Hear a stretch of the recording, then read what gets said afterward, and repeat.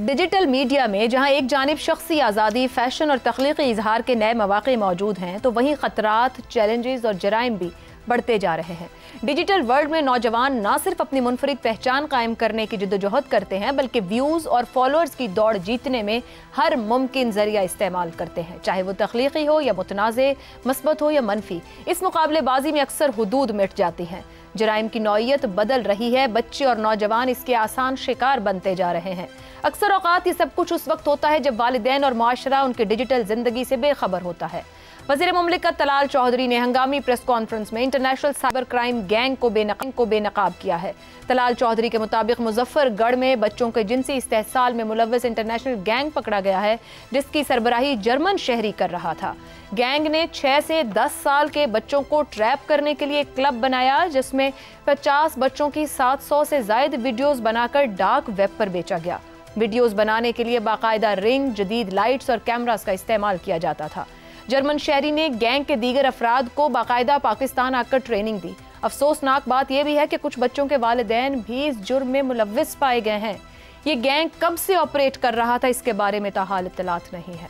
गुज़िश्ता रोज 17 साला टिकटॉकर सना यूसुफ के लर्ज़ाखेज़ कत्ल ने भी सोशल मीडिया का तारीख पहलू बेनकाब किया है, जहां उसका कातिल भी एक टिकटॉकर ही था।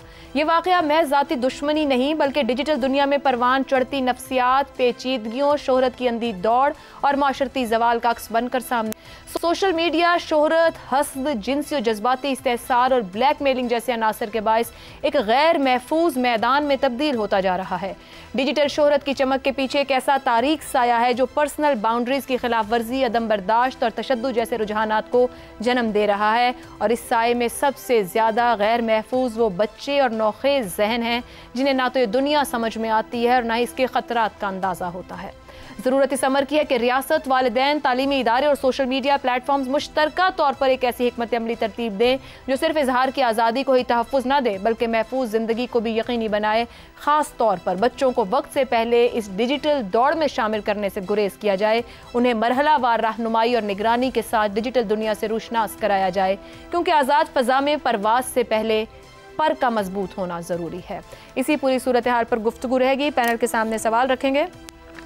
मुजफ्फरगढ़ 6 से 10 साला बच्चों का जिनसी इस्तेहसाल, 700 वीडियोस डार्क वेब पर, डिजिटल मीडिया जराइम, गैर जिम्मेदाराना ऑनलाइन आज़ादी, वालिदैन की अदम निगरानी। माशरा डिजिटल वर्ल्ड के जराइम से बचने के लिए तैयार क्यों नहीं? ज़ैगम साहब कहते हैं आज़ादी के साथ जिम्मेदारी भी आती है। आज़ादी का सब प्रचार भी करते हैं, मुतालबा भी करते हैं, मगर जिम्मेदारी उस तरह दिखती नहीं और जिस तरह के वाक़यात रिपोर्ट हो रहे हैं, जिंदगियां स्टेक पर लग रही हैं। आप बिल्कुल दुरुस्त कह रही हैं। एक चीज़ जिसे हम सबको समझने की ज़रूरत है, इनफरादी तौर पर भी, माशरे के तौर पर भी, हुकूमत के तौर पर भी, कि इस वक्त हम 2 दुनियाओं के शहरी हैं। एक दुनिया में नहीं रहते, 2 दुनियाओं में रहते हैं। एक दुनिया ये फ़िज़िकल वर्ल्ड है, मादी दुनिया है, और एक दुनिया एक डिजिटल वर्ल्ड है। हम उस डिजिटल वर्ल्ड के भी शहरी हैं। तो जिस तरह हमें अपनी फ़िज़िकल वर्ल्ड में, मादी दुनिया में तहफ़्फ़ुज़ की ज़रूरत है, हम घर के गिर्द दीवारें बनाते हैं, ताले लगाते हैं, खिड़कियां बनाते हैं, दरवाज़े बनाते हैं, देखते हैं कि कोई बाहर वाला बंदर अंदर ना आ जाए, अपने बच्चों के तहफ़्फ़ुज़ की फ़िक्र करते हैं कि बच्चा बाहर जा रहा है तो कहाँ जा रहा है। उसी तरह उससे भी ज़्यादा हम सबको अपने लिए, अपने बच्चों के लिए डिजिटल वर्ल्ड में तहफ़्फ़ुज़ की ज़रूरत है। ये वो चीज़ है जिसे हमने बिल्कुल इग्नोर कर दिया है, और जिसकी वजह से ख़ुद डिजिटल वर्ल्ड में भी बच्चे अदम तहफ़्फ़ुज़ का शिकार हैं और वहाँ भी जराइम का निशाना बन रहे हैं। ज़हन में रखिए कि डिजिटल वर्ल्ड के अंदर भी जराइम होते हैं, वहाँ भी हैरेसमेंट होती है, और सिर्फ डिजिटल वर्ल्ड के जो ज़ख़म होते हैं वो भी बहुत नुकसान पहुँचा सकते हैं बच्चे की नफ्सियात पे, बड़े की नफ्सियात पे भी। और डिजिटल वर्ल्ड और फिज़िकल वर्ल्ड जब मिल जाती है, जब डिजिटल वर्ल्ड वो तरीका होती है, सोशल मीडिया वो तरीका होती है जिसके ज़रिए से मासूम लोगों को फांसा जाता है, इस्तेमाल किया जाता है, एक्सप्लॉइट किया जाता है, उनकी ज़ात को फ़रोख्त किया जाता है, तो आप अंदाज़ा लगाइए कितनी बड़ी तबाही उसके नतीजे में आ सकती है। बिल्कुल सही, ठीक। तो पहले ऐसा ही वाक़या जैसे आपने बताया कसूर में हुआ था, जी बिल्कुल ऐसा, अब फिर मुजफ्फरगढ़ में हुआ। ठीक। तो हमें डिजिटल लिटरेसी की ज़रूरत है, डिजिटल सिक्योरिटी को سمجھانے کی، سکھانے کی ضرورت ہے، ٹھیک ہو گیا اور مؤثر طور پر اس پر جو قانون سازی اور جو طریقہ کار ادارہ جاتی چاہیے وہ کرنے کی ضرورت ہے۔ درست ہو گیا۔ حسن نثار صاحب، آپ کے خیال میں کیا ہم تیار ہیں اس سے نمٹنے کے لیے، اور نہیں ہیں تو کیوں نہیں ہیں؟ ہاں، بالکل تیار نہیں ہیں۔ بنیادی بات ہے، میں وہاں سے شروع کرتا ہوں۔ عائشہ، معاشرہ جو ہے نا، یہ لفظ معاش سے نکلا ہے، ٹھیک ہے جی۔ اور جہاں معاشی استحصال اپنے عروج پہ ہوگا، بات اور طریقے کی ہے، وہاں بالآخر ہر شے زوال کی لپیٹ میں اور زد میں آئے گی۔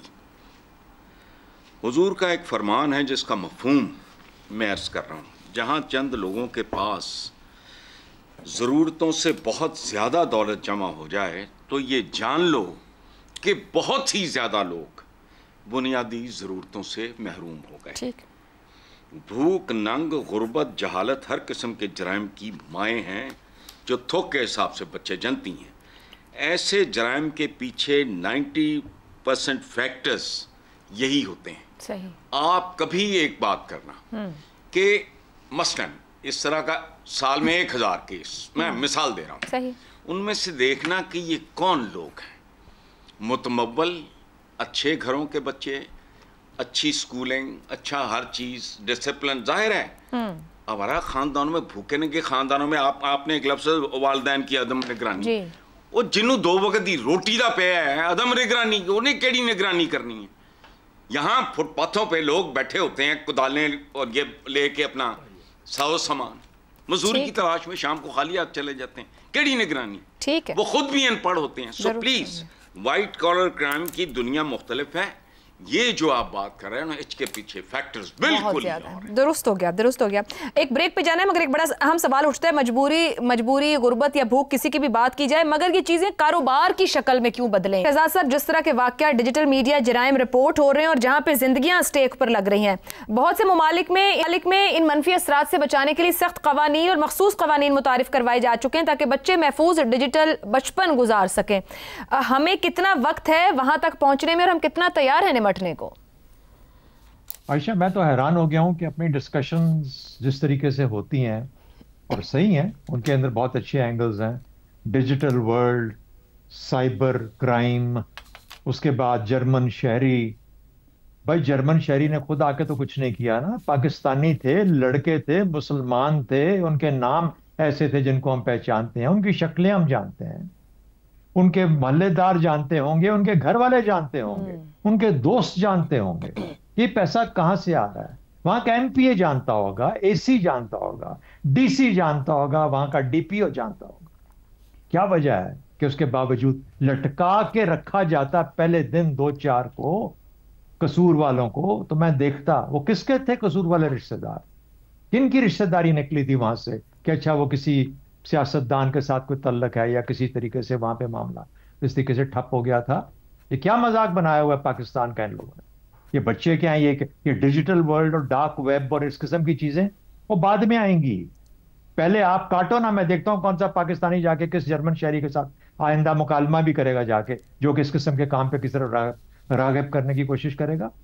تو سزا نہ ہو تو پھر یہی کچھ ہوتا ہے۔ اگر آپ باتوں میں بات کو لجانا چاہتے ہیں، ایک سائبر کرائم کا اتنا بڑا ہم نے مقدمہ ڈھونڈا اور اس کے بعد سائبر کرائم اور ڈیجیٹل ورلڈ اور ڈارک ویب انہی جمیلوں میں ہمیں گھما دیتے ہیں، سزا کی طرف نہیں جاتے ہیں۔ لٹکا دو ان کو، ایک اس کا ایکسپریس سمری ٹرائل کرو، اڑا کے رکھ دو ان لوگوں کو جنہوں نے یہ کام کیا ہے، اپنے بچوں کو بچاؤ۔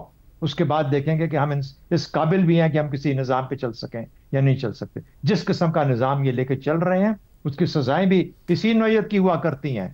اور جب آپ بہت زیادہ سوفسٹیکیٹڈ قسم کے کوئی سائیکولوجیکل اینگلز لے کے لوگوں کے دماغوں کو ٹھیک کرنا شروع کریں تو پھر بدقسمتی سے وہ صدیاں، اس کے لیے تو مواد بھی وہ چاہیے ہوتا ہے نا، قابل لوگ بھی وہ چاہیے جو کہ یہ کام کر سکتے ہیں۔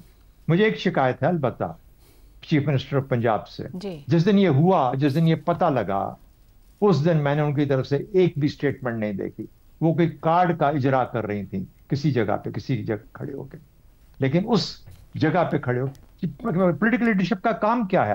ایڈمنسٹریٹو مسئلہ ہے نا، لیکن آپ کے بچوں کا مسئلہ ہے. اور تو کہتی ہیں کہ میں پنجاب کی ماں ہوں. بالکل. تو پنجاب کی ماں کو وہاں اپنے بچوں کے پاس پہنچنا چاہیے تھا اور ان کو وہ اس طریقے سے مینج کرنا چاہیے تھا کہ جو کہ ایک مثال اور نظیر بن جاتا. Very valid. نہیں ہوا. آئندہ بھی اس طریقے سے چیزیں ہوا کریں گی, اسی ملک میں ہوں گی, اور آپ یہی بیٹھ کے نوحے پڑھا کریں گے اور نئی اس معاملات صحیح ہوں گے, کیونکہ ہم پتہ نہیں کتنے سالوں سے یہ باتیں کر رہے ہیں. درست ہو گیا.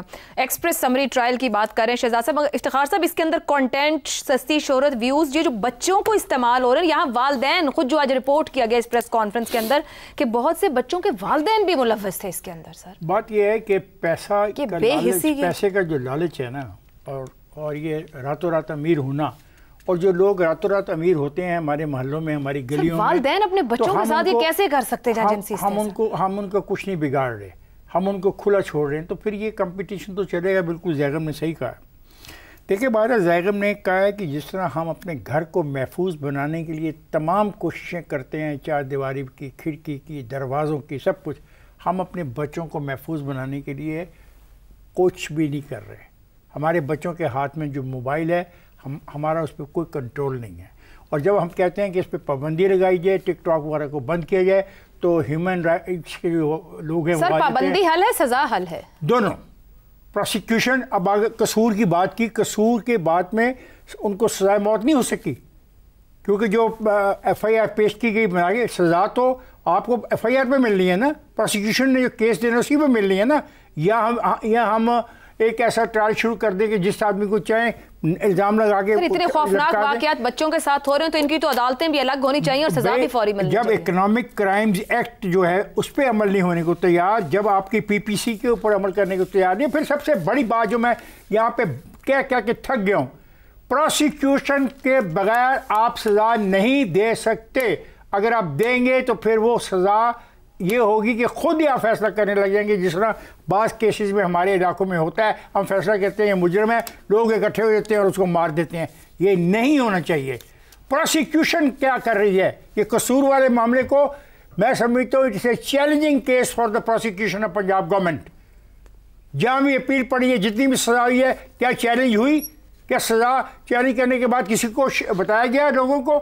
یہ بھی ایک سزا ہوئی ہے کہ اپنا اسلام آباد میں ایک عورت کا گردن کاٹ کے پھینک دینے کا. جب وہ اپیلوں میں جائے گی تو میڈیا کو بھی چاہیے فالو اپ کرے. یہ نہیں کہ میڈیا صرف ایک دفعہ کہانی بتا کے پیچھے ہٹ جائے. میڈیا کا کام ہے فالو اپ کرے, پروسیکیوشن پر دباؤ ڈالے, اور سوسائٹی بھی دباؤ ڈالے, اور گھروں کو محفوظ بناؤ. اپنے بچوں کو ویسے ہی محفوظ بنا کے رکھو, جیسے تم نے اپنے گھر بنائے ہیں.